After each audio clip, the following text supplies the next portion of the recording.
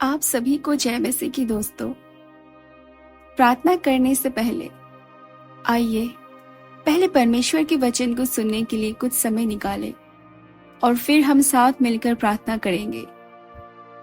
भजन संहिता 106 के एक पद कहता है, प्रभु की स्तुति करो, प्रभु का धन्यवाद करो, क्योंकि वह भला है और उनकी करुणा सदा की है।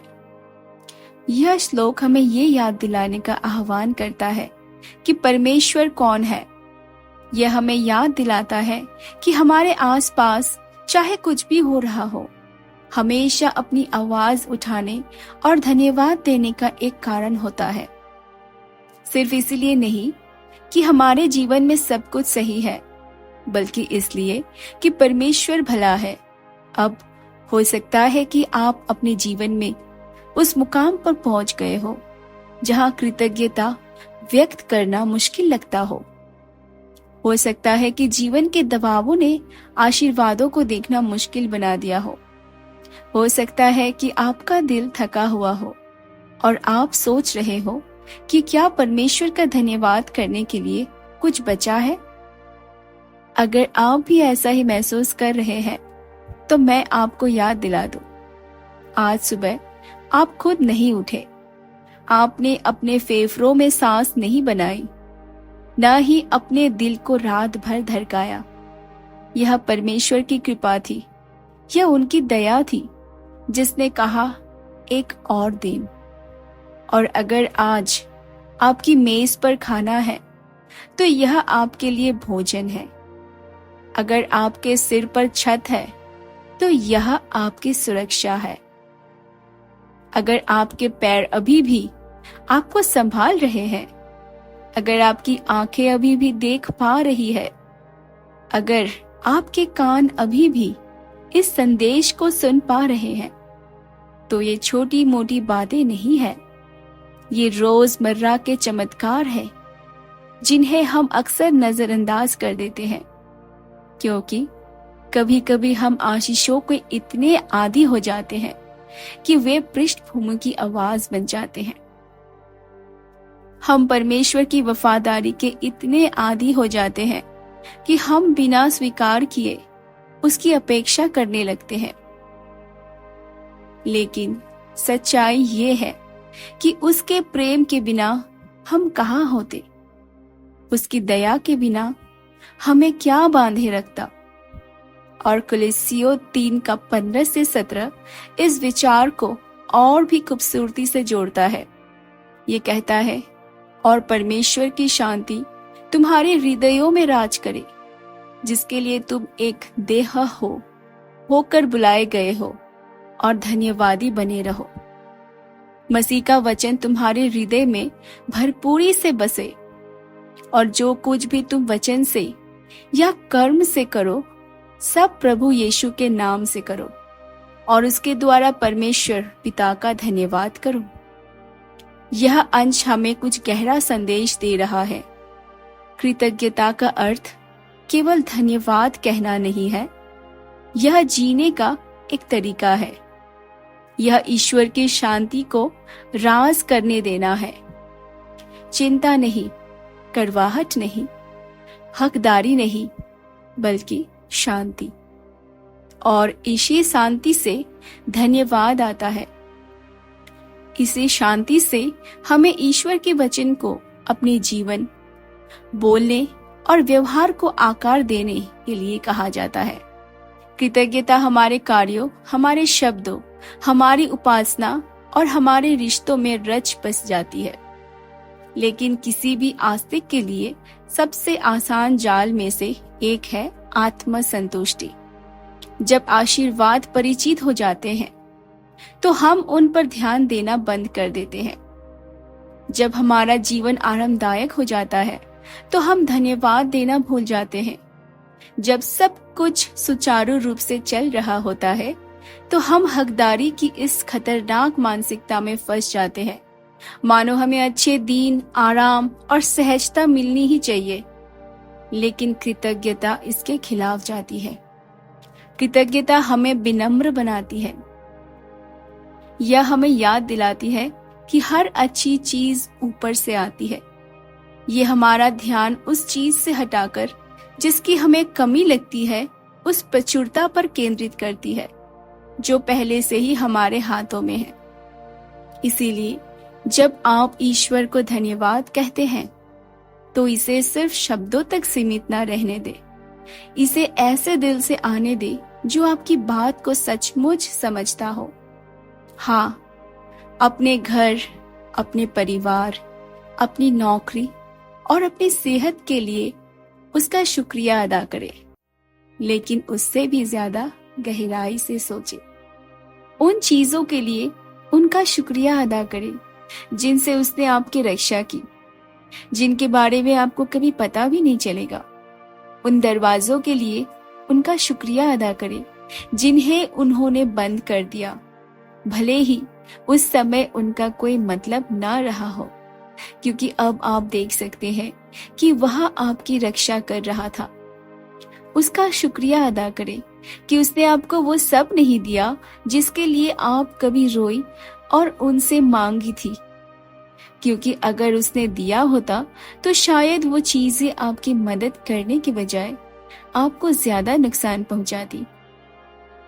सच तो ये है कि हम हमेशा स्पष्ट रूप से प्रार्थना करना नहीं जानते। कभी कभी हम अपनी भावनाओं के आधार पर कुछ मांगते हैं, ये समझे बिना कि आगे चलकर इसका हम पर क्या असर हो सकता है। लेकिन ईश्वर पूरी तस्वीर देखता है। वह देखता है कि आज का एक फैसला आपके कल को कैसे आकार दे सकता है। और एक प्यारे माता पिता की तरह जो अपने बच्चों के मांगने पर उसे धारदार चाकू नहीं देते, हमारे पिता भी जब हम कोई ऐसी चीज मांगते हैं जिससे हमें नुकसान हो सकता है तो कहते हैं कि नहीं या अभी नहीं, यह अस्वीकार नहीं है, यह दया है और यह एक ऐसी चीज है जिसके लिए हमें आभारी होना चाहिए। इसीलिए आज से ही कृतज्ञता की जीवन शैली अपनाएं। सिर्फ तब आभारी न हो जब सब कुछ ठीक चल रहा हो। कृतज्ञता को जीवन जीने का एक तरीका बनाएं। जरूरत पड़ने पर छोटी शुरुआत करें। आज सुबह आपको जगाने के लिए उनका धन्यवाद करें। आपको एक और मौका देने के लिए उनका धन्यवाद करें। आपके बड़े होने के दौरान आपके साथ धैर्य रखने के लिए उनका धन्यवाद करें। उन लोगों के लिए उनका धन्यवाद करें जिन्होंने आपके लिए प्रार्थना की।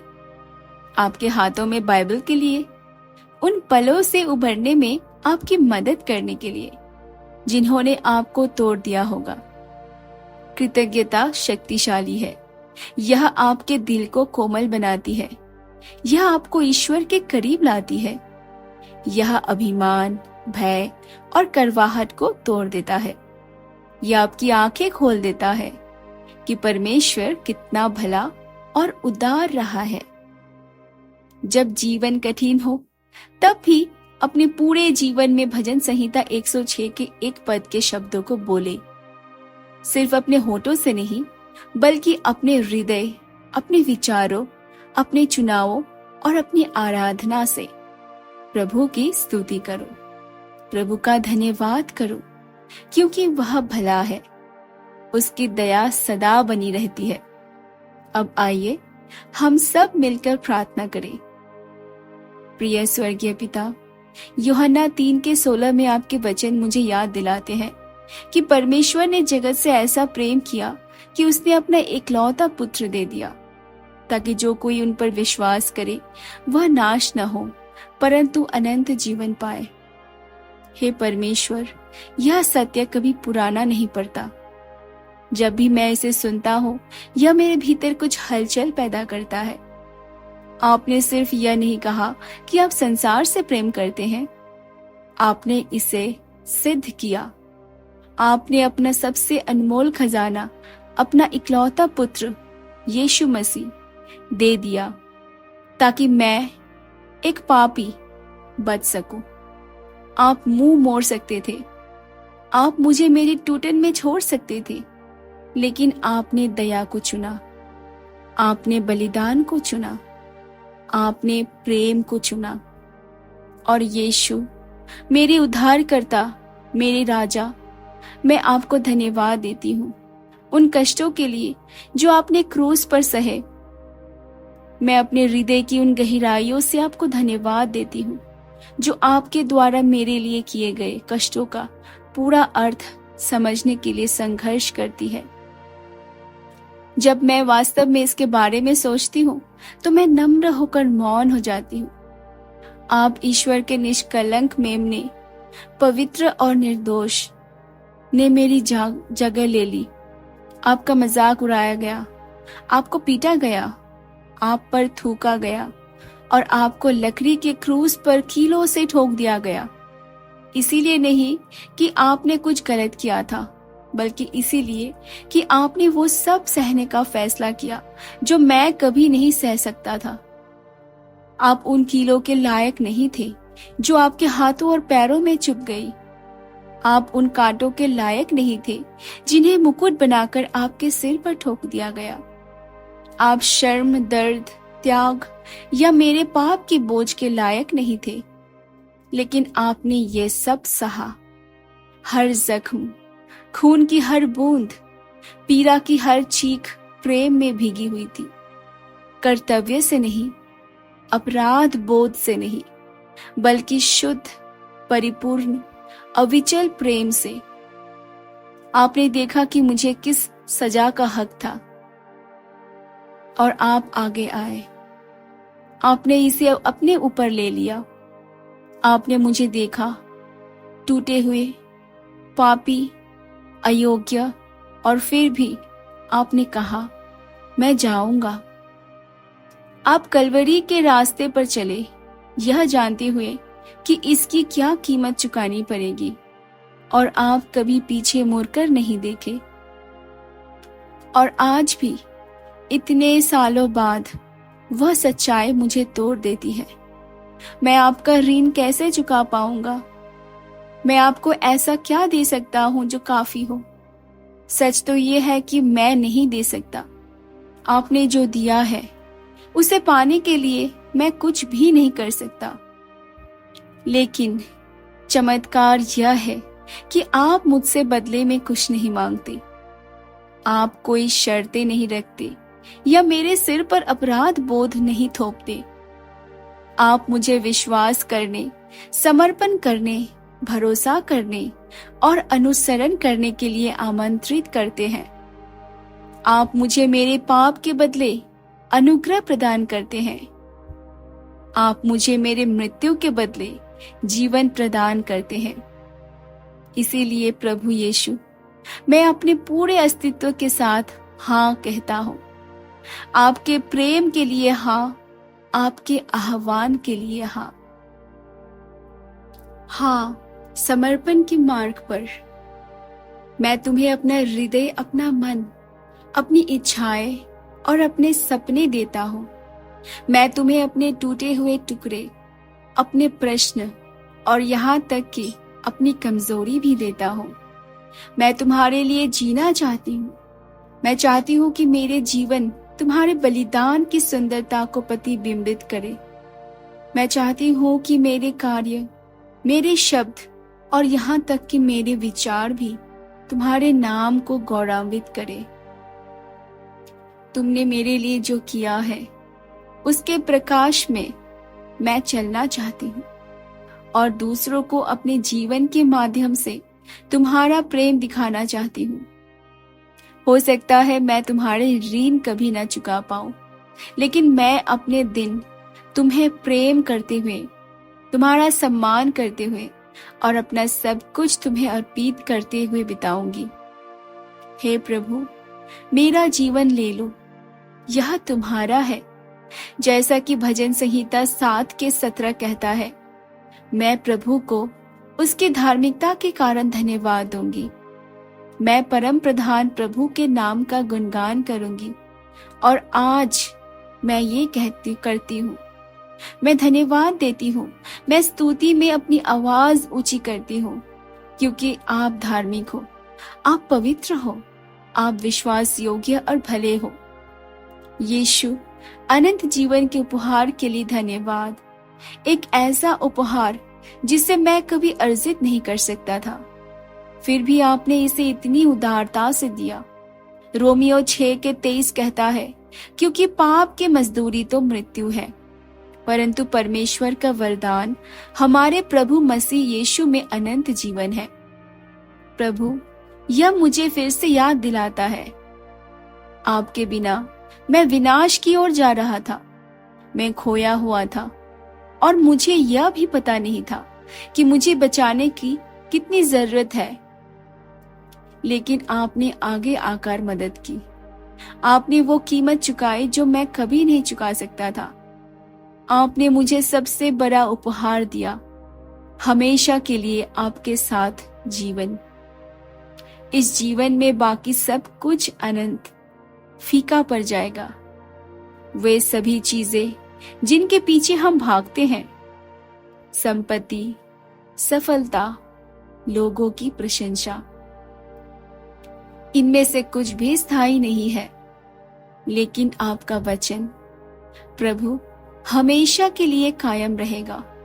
और क्रूस प्रेम का सबसे महान कार्य है जिसे दुनिया कभी जान पाएगी। मुझे मेरे पाप में न छोड़ने के लिए धन्यवाद।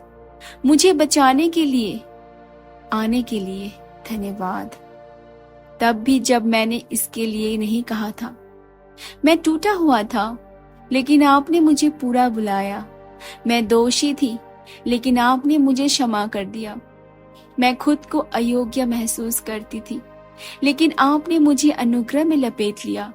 आज भी जब मैं अपने जीवन पर नजर डालती हूँ तो मुझे एहसास होता है कि आपने मुझे कितना आशीर्वाद दिया है, क्योंकि आप इतने दयालु हैं। मैं अनंत जीवन के लिए आपका धन्यवाद करती हूँ, लेकिन उन रोजमर्रा के उपहारों के लिए भी जिन्हें मैं अनदेखा कर देती हूँ। मेरे फेफड़ों में सांसों के लिए धन्यवाद। मेरे शरीर में स्वास्थ्य और आगे बढ़ने की शक्ति के लिए धन्यवाद। मेरे सिर पर छत, पीने के लिए साफ पानी, मेज पर गर्मा गर्म खाना और चैन की नींद सोने के लिए, सुरक्षा के लिए धन्यवाद। ये छोटी छोटी बातें लग सकती है, लेकिन मुझे पता है कि यह बहुत बड़ी आशीषें हैं। प्रभु, आपने मेरी देखी और अनदेखी दोनों जरूरतों को पूरा किया है, और मैं इसे कभी भी हल्के में नहीं लेना चाहती। यहाँ तक कि बिना किसी डर, बिना भूख, बिना दर्द के रात भर चैन से सोने की क्षमता भी। यह एक उपहार है, यह अनुग्रह है।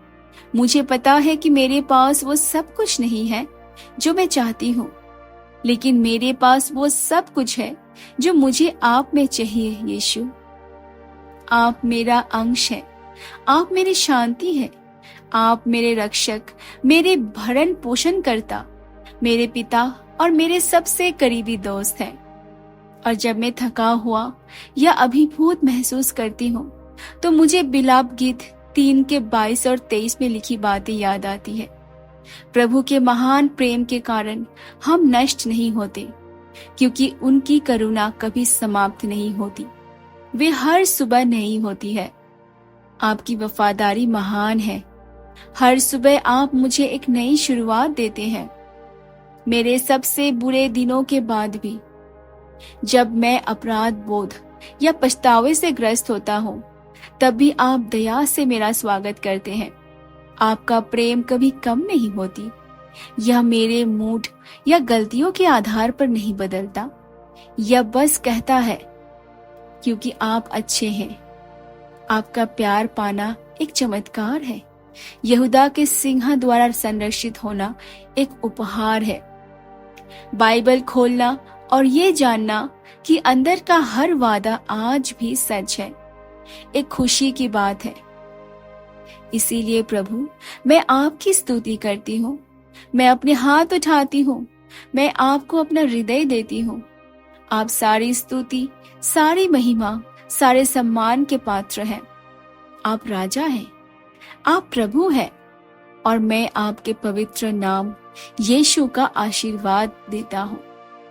क्रूस के लिए धन्यवाद, अनुग्रह के लिए धन्यवाद, आज मुझे जगाने के लिए धन्यवाद। आपने मेरे लिए जो कुछ भी किया है उसके लिए शुक्रिया। प्रभु, मैं आपसे प्रेम करती हूँ। मुझे आप पर भरोसा है और मैं आपकी हूँ। यीशु के शक्तिशाली नाम में मैं प्रार्थना करती हूँ। आमीन। दोस्तों, अगर इस प्रार्थना ने आपके दिल को छुआ है तो कृपया विश्वास के प्रतीक के रूप में आमीन कमेंट्स में जरूर लिखें। मैं प्रार्थना करती हूँ कि इस प्रार्थना का हर आशीर्वाद अब यीशु के नाम में आप पर हो। और अगर आपको किसी विशेष प्रार्थना की आवश्यकता है तो बेझिझक हमें कमेंट्स में जरूर बताएं।